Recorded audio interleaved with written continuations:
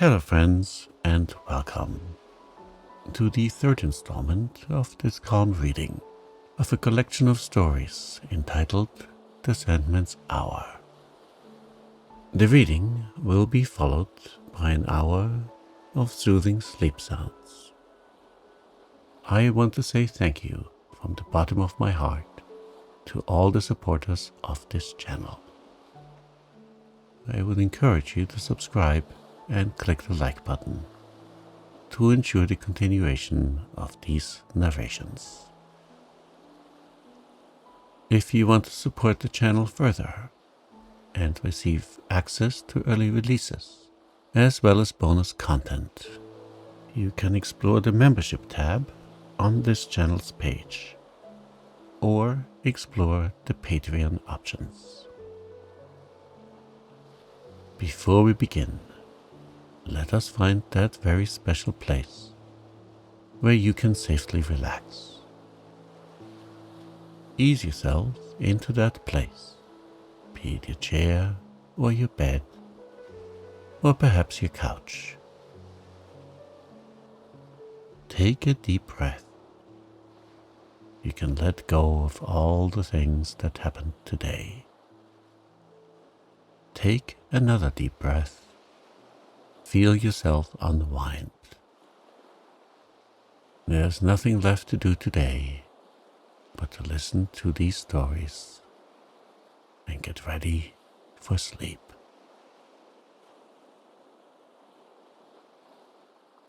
Tearful. Once upon a time, there was a little girl named Tearful because she cried so often. If she could not have her own way, she cried. If she could not have everything for which she wished, she cried. Her mother told her one day that she would melt away in tears if she cried so often. "You are like the boy who cried for the moon," she told her, "and if it had been given to him, it would not have made him happy. For what possible use could the moon be to anyone out of its proper place? And that is the way with you. Half the things for which you cry would be of no use to you if you got them." Tearful did not take warning or heed her mother's words of wisdom, and kept on crying just the same. One morning she was crying as she walked along to school, because she wanted to stay at home when she noticed a frog hopping along beside her. "Why are you following me?" she asked, looking at him through her tears. "Because you will soon form a pond around you with your tears," replied the frog, "and I have always wanted a pond all to myself." "I shall not make any pond for you," said Tearful, "and I do not want you following me either."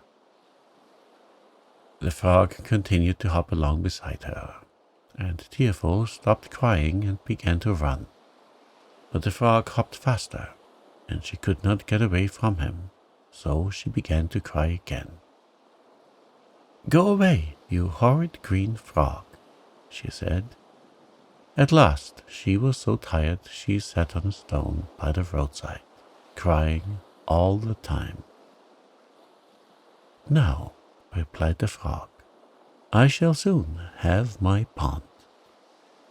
Tearful cried harder than ever then. She could not see, her tears fell so fast. And by she heard a splashing sound. She opened her eyes and saw water all around her. She was on a small island in the middle of the pond. The frog hopped out of the pond, making a terrible grimace as he sat down beside her. "I hope you are satisfied," said Tearful. "You have your pond. Why don't you stay in it?" "Alas," replied the frog, "I have wished for something which I cannot use now that I have it. Your tears are salt, and my pond, which I have all by myself, is so salt that I cannot enjoy it." If only your tears had been fresh, I should have been a most fortunate fellow. You needn't stay if you do not like it, said Tearful. And you needn't find fault with my tears either, she said, beginning to cry again. Stop, stop, cried the frog, hopping about excitedly. You will have a flood if you keep on crying. Tearful saw the water rising around her, so she stopped a minute. What shall I do? She asked. I cannot swim, and I will die if I have to stay here. And then she began to cry again. The frog hopped up and down in front of her, waving his front legs and telling her to hush. If you would only stop crying, he said, I might be able to help you. But I cannot do a thing if you cover me with your salt tears. Tearful listened and promised she would not cry if he would get her away from the island. There is only one way that I know of, said the frog. You must smile. That will dry the pond, and we can escape. But I do not feel like smiling, said Tearful, and her eyes filled with tears again. Look out, said the frog. You will surely be drowned in your own tears if you cry again. Tearful began to laugh. That would be queer, wouldn't it, to be drowned in my own tears, she said. That is right. Keep on smiling, said the frog. The pond is smaller already. And he stood up on his hind legs and began to dance for joy. Tearful laughed again. Oh, you are so funny, she said. I wish I had your picture. I never saw a frog dance before. You have a slate under your arm, said the frog. Why don't you draw a picture of me? The frog picked up a stick and stuck it in the ground. And then he leaned on it with one arm or front leg, and, crossing his feet, he stood very still.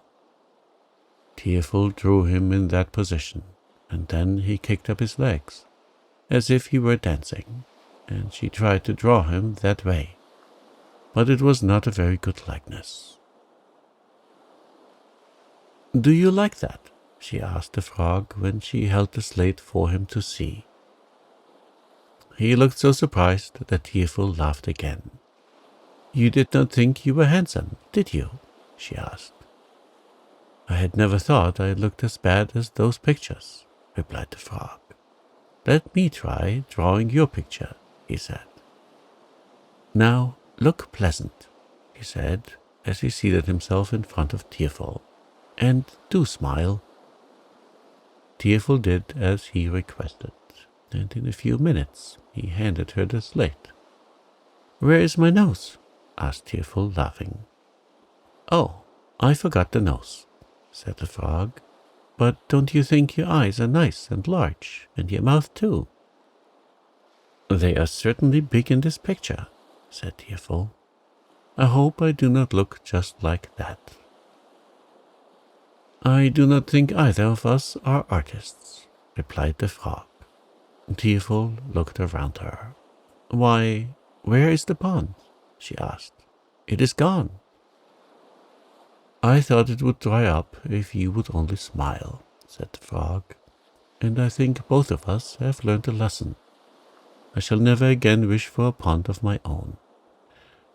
I should be lonely without my companions, and then it might be salt, just as this one was.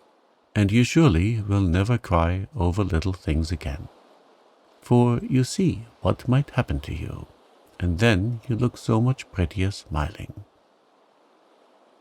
Perhaps I do, said Tearful, but your pictures of me make me doubt it. However, I feel much happier smiling, and I do not want to be on an island again, even with such a pleasant companion as you were. Look out for the tears then, said the frog, as he hopped away. Hilda's Mermaid.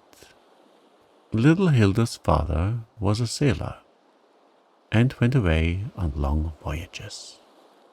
Hilda lived in a little cottage on the shore and used to spin and knit while her father was away, for her mother was dead and she had to be the housekeeper. Some days she would go out in her boat and fish, for Hilda was fond of the water. She was born and had always lived on the shore. When the water was very calm, Hilda would look down into the blue depths and try to see a mermaid. She was very anxious to see one. She had heard her father tell such wonderful stories about them, how they sang and combed their beautiful long hair. One night, when the wind was blowing and the rain was beating hard upon the window, Hilda could hear the horn warning the sailors off the rocks.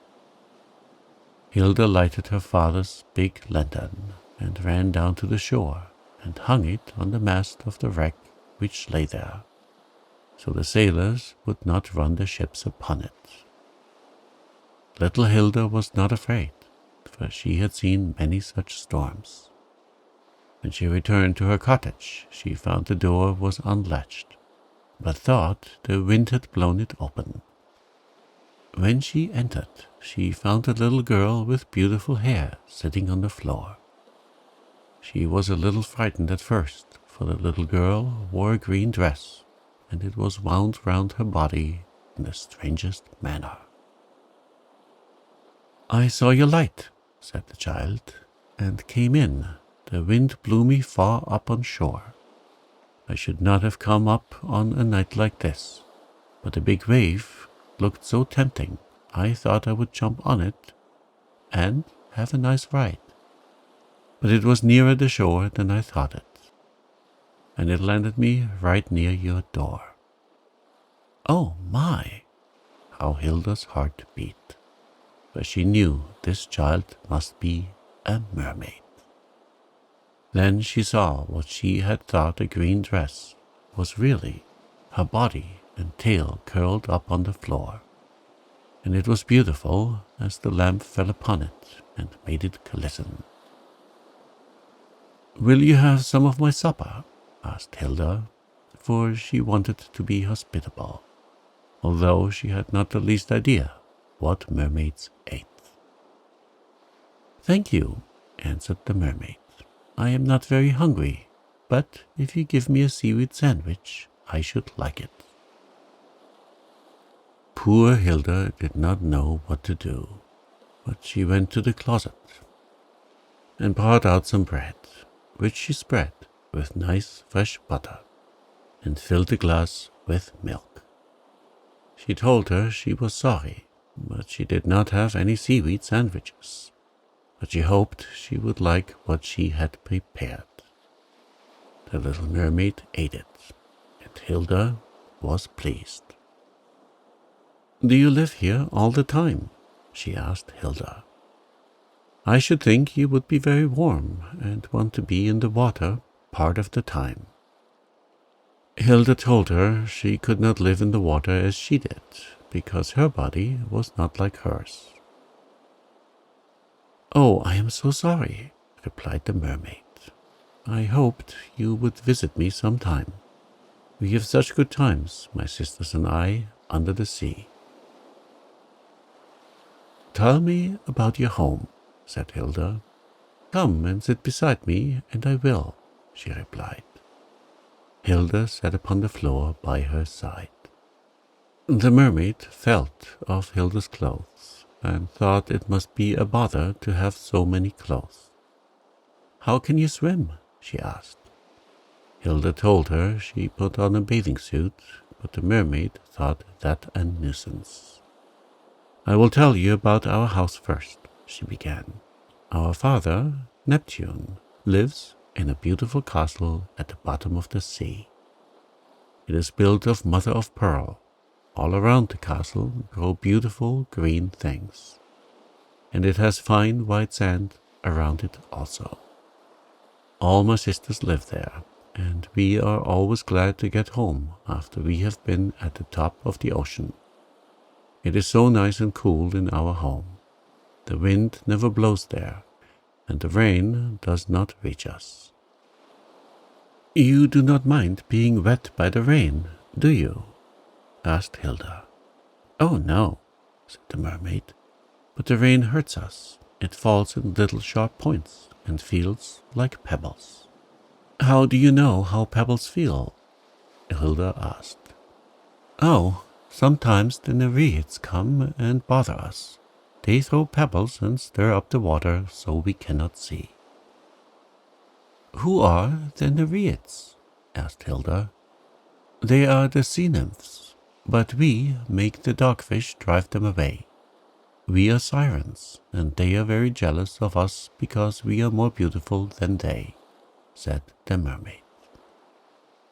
Hilda thought she was rather conceited, but the little mermaid seemed to be quite unconscious she had conveyed that impression. "How do you find your way home after you have been at the top of the ocean?" asked Hilda. "Oh, when Father Neptune counts us and finds any missing, he sends a whale to spout. Sometimes he sends more than one, and we know where to dive when we see that." "What do you eat besides seaweed sandwiches?" asked Hilda. "Fish eggs and very little fish," answered the mermaid. "When we have a party, we have cake." Hilda opened her eyes. "Where do you get cake?" she asked. "We make it. We grind coral into flour and mix it with fish eggs. Then we put it in a shell and send a mermaid to the top of the ocean with it, and she holds it in the sun until it bakes. We go to the Gulf Stream and gather grapes, and we have sea foam and lemonade to drink." "Lemonade?" said Hilda. "Where do you get lemons?" "Why, the sea lemon," replied the mermaid. "That is a small musselfish the color of a lemon." "What do you do at your parties? You cannot dance," said Hilda. "We swim to the music, circle around, and dive and glide." "But the music, where do you get musicians?" Hilda continued. "We have plenty of music," replied the mermaid. "The sea elephant trumpets for us. Then there is the pipefish. The swordfish runs the scales of the sea adder with his sword. The seashells blob, and altogether we have splendid music. But it is late, and we must not talk any more." So the little mermaid curled herself up, and soon they were asleep. The sun, shining in the window, awakened Hilda next morning, and she looked about her. The mermaid was not there, but Hilda was sure it had not been a dream, for she found pieces of seaweed on the floor, and every time she goes out in her boat, she looks for her friend. And when the whales spout, she knows they are telling the mermaids to come home. The Mirror's Dream. "The very idea of putting me in the attic," said the little old-fashioned table, as it spread out both leaves in a gesture of despair. "I have stood in the parlor downstairs for 50 years, and now I am consigned to the rubbish room." And it dropped its leaves and sighed with a sigh. "I was there longer than that," said the sofa. "Many a courtship I have helped along." "What do you think of me?" asked an old mirror that stood on the floor, leaning against the wall. "To be brought to the attic after reflecting generation after generation. All the famous beauties have looked into my face. It is a degradation from which I can never recover. This young mistress who has come here to live does not seem to understand the dignity of our position. Why, I was in the family when her husband's grandmother was a girl, and she has doomed me to a dusty attic to dream out the rest of my days." The shadows deepened in the room, and gradually the discarded mirror ceased to complain. It had fallen asleep, but later the moonlight streamed in through the window and showed that its dreams were pleasant ones, for it dreamed of the old and happy days. The door opened softly, and a young girl entered. Her hair was dark and hung in curls over her white shoulders. Her dark eyes wandered over the room until she saw the old mirror. She ran across the room and stood in front of it. She wore a hop skirt over which hung her dress of pale gray, with tiny pink ruffles that began at a slender waist and ended at the bottom of a wide skirt. Tiny pink rosebuds were dotted over the waist and skirt, and she also wore them in her dark curls, where one stray blossom, bolder than the others, rested against her soft cheek. She stood before the mirror and gazed at her reflection a minute. Then she curtsied and said with a laugh, "I think you will do. He must speak tonight." She seemed to fade away in the moonlight, and the door opened again, and a lady entered, and with her came 5 handsome children. They went to the mirror, and one little girl with dark curls and pink cheeks went close and touched it with her finger. "Look," she said to the others, "I look just like the picture of Mother when she was a girl." And as they stood there, a gentleman appeared beside them and put his arm around the lady, and the children gathered around them. They seemed to walk along the moonlight path and disappear through the window. Softly the door opened again, and an old lady entered, leaning on the arm of an old gentleman. They walked to the mirror, and he put his arm around her and kissed her withered cheek. "You're always young and fair to me," he said, and her face smiled into the depths of the old mirror. The moonlight made a halo around their heads as they faded away. The morning light streamed in through the window, and the mirror's dream was ended. By and by the door opened, and a young girl came in the room. Her dark hair was piled high on her head, and her dark eyes looked over the room until they fell upon a chest in the corner. She went to it and opened it, and took out a pale grey dress with pink ruffles. She put it on, then she let down her hair, which fell in curls over her shoulders. She ran to the old mirror and looked at herself. "I do look like grandmother," she said. "I will wear this to the old folks' party tonight. Grandfather proposed to grandmother the night she wore this dress." Her cheeks turned very pink as she said this, and she ran out of the room.